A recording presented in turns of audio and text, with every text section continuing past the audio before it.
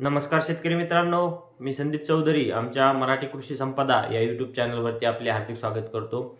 शेतकरी मित्रांनो, मागील त्याला सौर पंप योजनेअंतर्गत ज्या शेतकऱ्यांनी ऑनलाईन अर्ज केलेले होते व ऑनलाईन अर्ज केल्यानंतर ज्या शेतकऱ्यांनी पेमेंटचा भरणा केलेला होता, अशा शेतकऱ्यांचे जे काही अर्ज आहेत ही छाननी सध्या सुरू आहे। परंतु या छाननीमध्ये बरेच सारे असे शेतकरी आहेत ज्यांचे अर्ज रिजेक्ट झालेले नाहीत व अप्रूव्हलही झालेले नाहीत।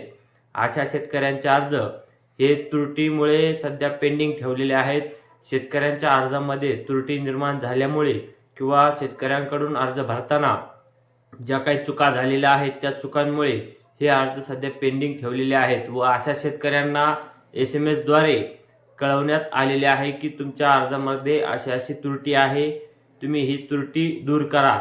व ज्या शेतकऱ्यांना SMS आला नसेल त्या शेतकऱ्यांनी पोर्टलवरती देखील जाऊन आपला सद्यस्थिती पाहायला पाहिजे, जेणेकरून तुम्हाला काही कारणामुळे जर मेसेज येत नसेल, आता यामध्ये अर्जामध्ये त्रुटी आल्यामुळे बऱ्याच शेतकऱ्यांना मेसेज एखाद्या वेळेस पडले देखील नसतील, कारण मेसेज सर्वांना टाकणे शक्य नाही। परंतु ज्या शेतकऱ्याला पोर्टलवरती महावितरणच्या वेबसाईटवरती आपल्या अर्जाची स्थिती तपासताना तिथे कुणाचे पासबुक काही अपलोड करताना चुकलेले आहे म्हणून त्रुटी आलेली आहे, कुणाचा 7/12 चुकलेला आहे म्हणून देखील त्रुटी आलेली आहे। तर शेतकरी मित्रांनो, तुम्हाला असा मेसेज जरी नसला आला तरी आपण पोर्टलवरती जाऊन आपल्या अर्जाची स्थिती तपासून घ्यावी, जेणेकरून तुमचा जर अर्ज हा त्रुटीमध्ये आलेला असेल तर आपण हा अर्ज लवकरात लवकर त्रुटीमधून काढून घ्यावा, त्रुटीमध्ये आपण दुरुस्त करावा।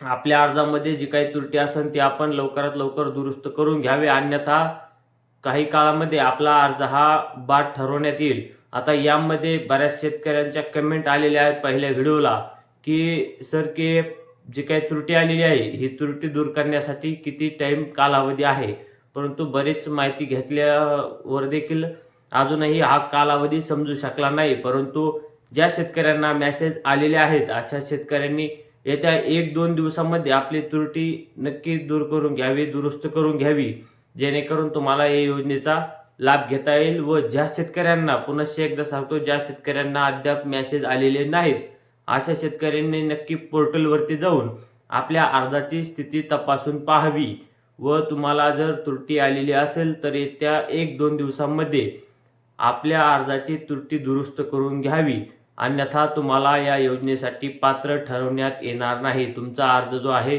तो अपात्र ठरवण्यात येईल, कारण बऱ्याच साऱ्या शेतकऱ्याकडून अर्ज भरताना, अर्ज ऑनलाईन करताना ज्या चुका झालेल्या आहेत अशा चुकांमुळे शेतकऱ्याचे अर्ज हे त्रुटीमध्ये टाकण्यात आलेले आहेत।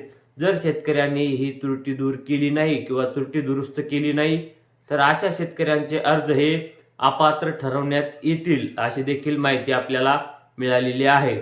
तर शेतकरी मित्रांनो, ही माहिती तुम्हाला कशी वाटली आम्हाला कमेंट बॉक्समध्ये कमेंट करून नक्की कळवा। त्यासोबतच हा व्हिडिओ तुम्हाला आवडला असल्यास व्हिडिओला लाईक व अशाच प्रकारच्या माहितीसाठी चॅनलला सबस्क्राईब नक्की करून ठेवा। धन्यवाद मित्रांनो।